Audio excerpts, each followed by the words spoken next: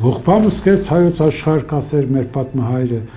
որ թագավորը նույնիսկ մանուկ էլ չէ։ Հայաստանի Հանրապետության նոր կենսաչափական անձնագիրն իրականում անձնագիր է, նկարչական տետր, թե նախընտրական քարոզարշավի թռուցիկ։ Մասնագետները դժվարանում են միանշանակ գնահատական տալ պատմական տարբեր պատառիկներ ներառող այս փաստաթղթին։ Անձնագիրը դարձրել են իրենց ասելով, իրենք էլ ասում են, մեր պատմամշակութային ժառանգության կարծես ալբոմ, պատմական իրենք նկար են դնում ու մեկնաբանում։ Ներքին գործերի նախարարի հետ միասին նոր անձնագրի ձևավորումն ու գաղափարական բովանդակությունը հանրությանը ներկայացրել է վարչապետը։ Նրա համոզմամբ փաստաթղթում արտացոլված են հայկական ինքնությունը, պատմամշակութային ժառանգությունն ու պետականության խորհրդանիշները, սակայն հանրային արձագանքը միանշանակ չէ։ Եթե մենակ ինքը լիներ կազմողը, կասեի դե լավ, կիսագրագետ տղա է, դեսից տենից թխել է անմագարտակ նկարներով, պատկերներով եւ ընդհանրապես ճշմարտության հետ առնչություն չունեցող մեկնաբանություններով։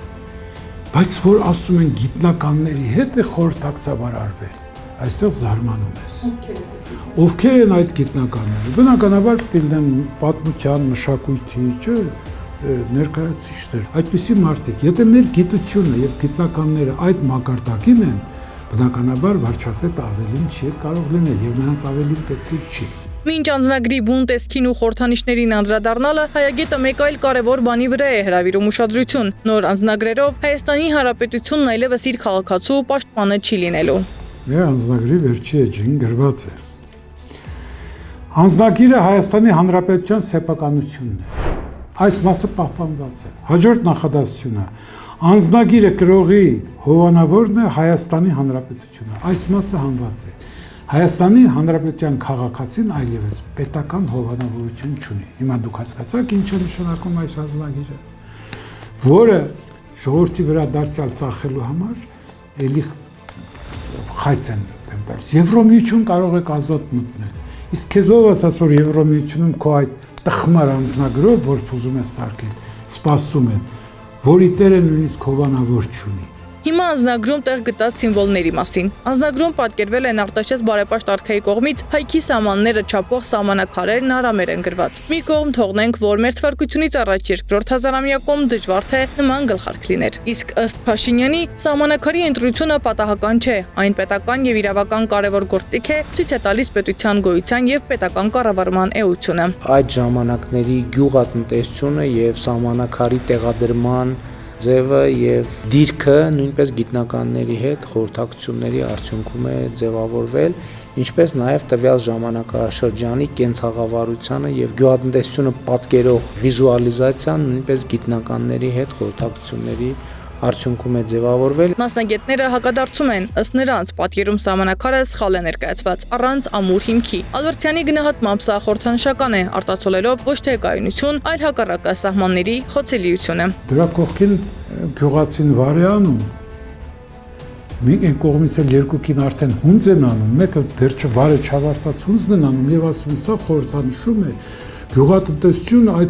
այդ շրջանում գյուղատնտեսության ոլորտում ռեֆորմները, որտեղ է գրված ռեֆորմները, գերջուկն են, եզները տեն գեշկույներն են խորհրդանշում ռեֆորմները։ Անձնագրի մյուս էջում Հայաստանի քարտեզն է մարզերով, դասավորված այբենական կարգով։ Առաջինը Արագածոտն է, որտեղ պատկերված երեխաները դեմքով դեպի Արագած լեռն են, իսկ մեջքով դեպի Արարատ։ Հայագետի մեկնաբանությամբ այս կոմպոզիցիան խորհրդանշում է սերունդների հայացքի հեռացումը պատմական խորհրդանիշներից։ Հաջորդը այբենական կարգով Արարատն է։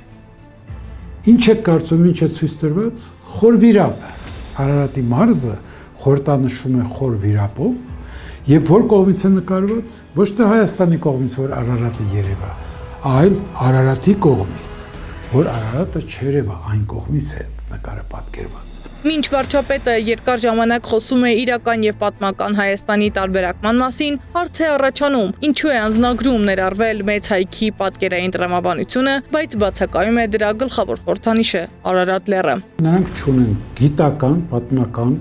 պատմագիտական ընդհանրապես հայեցակարգ կոնցեպտ են ասում, հայեցակարգ չունեն, չգիտի, երբ իրենց ինչ հարմար է, սա նախընտրական ուրեմն, այս անձնագիրը հիմնականում նախընտրական քարոզչական միջոց է, ցույց տալու թե ինչքան հայրենասեր տղա է, եւ ամբողջ հայոց պատմությունը, հայ ժողովրդի երազանքներն ու նպատակները դրանք փոխանակասի Սահմանադրության եւ քաղաքապետական ծրագրերում արտացոլում, վերել անձնագրում է արտահայտում։ Ալբերտյանի համոզմամբ ազգային արժեքներն ու երազանքները պետք է ամրագրվեն ոչ թե անձնագրում, այլ պետական հիմնարար փաստաթղթերում Սահմանադրության եւ կառավարման համակարգի միջոցով։ Հակառակ դեպքում խորհրդանիշները կարող են վերածվել ձևականության, զրկվելով իրական բովանդակությունից։ Սադամ Ակարյան, Էդիկ Մալաքյան, Գեղամ Ղազարյան, ABC Media։